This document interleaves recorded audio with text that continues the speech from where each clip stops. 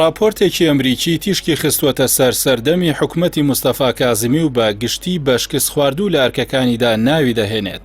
هاوکات پێشبینی سەرکەوتن بۆ محەممەد شیع سوودانی ناکات و سیستمی سیاسی و دەستوری عێراقیش بە کۆسپ لە بەردەم پێشکەوتنی عێراق دەزانێت. سایتی 1945 ئەمریکی راپۆرتێکی مایکل ڕوبن نووسەری ئەمریکی و شارەزا لە دۆسیەی ڕۆژهەڵاتی ناوەڕاست و سیاسەتی دەرەوە بڵاو کردوێتەوە. تێیدا گومان دەخاتە سەر توانەکانی محەممەد شیع سوودانی کاندیدی ڕاستپێدراو بۆ پێگەێنانی حکومەت بۆ ئەنجامدانی چاکسازی و دەڵێت پاکی پێشینەی لا کارکردندا بەست نییە بۆ ئەوەی گومانی ئەوەی پێ ببرێت توانای چاکسازی هەبێت.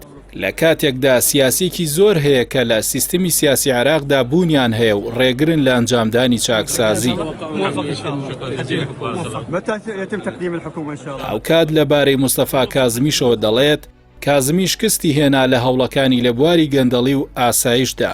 راپۆرتە ئەمریکیەکە دەڵێت کازمی شەریعەتی هەڵبژاردننی نەبوو بەڵکو پیاوی کات بوو. بەدەر لە هەڵبژاردندانرا و هاوکات جێگای ئومێدی ئەمریکا و ئەوروپا بوو کە بتوانێت چاکسازی مانادار بکات. بەڵام شکستی هێنا لە چاکسازیکردن لە یاسای هەڵبژاردن و بێدەنگ بوو لە هەمبەر کەیسەکانی گەندەڵی بە ئومێدی ڕازیکردنی سیاسیەکان بە هەڵبژاردنەوەی بۆ خولی دووەمی سەرۆکایەتی.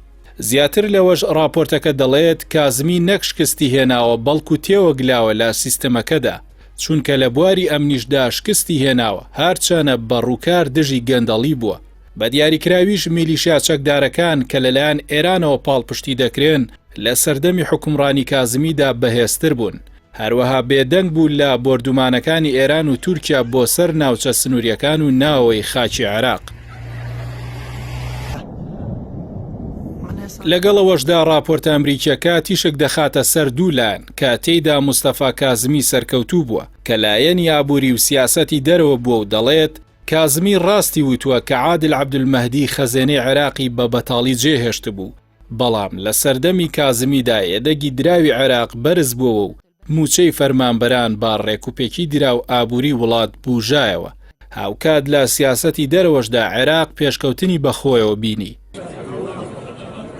راپۆرتی میدیا ئەمریکیەکە لەسەر محەممەد شیع سوودانی دەڵێت سوودانی کەسێکە لێ هاتووی دەکاتە بنەماو لەو کاتانەشی کە وەزیر بووە لە حکومەتی مالیکیدا و پارێزگاری میسان بووە تۆمەتبار نەبووە بە گەندەڵی لە کاتێکدا هاو ئاستەکانی گەندەڵیان کردووە.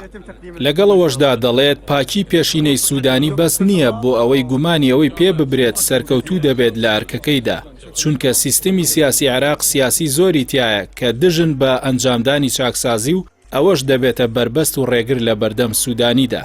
راپۆرتەکە ئاماژە بۆ ئەوەش دەکات ئەو سیستمەی لە ئەنجامی دەستوری وڵاتەوە هاتووەتە ئارا کاران نییە. نووسینی دەستورێکی نوێژ بە بێ شۆڕشکارێکی مەحاڵە و ئەنجام نەدانی چاکسازێکی ماناداریش لە سەردەمی حکومڕانی کازمیدا ڕەنگ بێت پەیامی ئەوە بێت کە باشترین چانس بۆ چاکسازی لە ڕێگەی توند و تیژیەوەیە.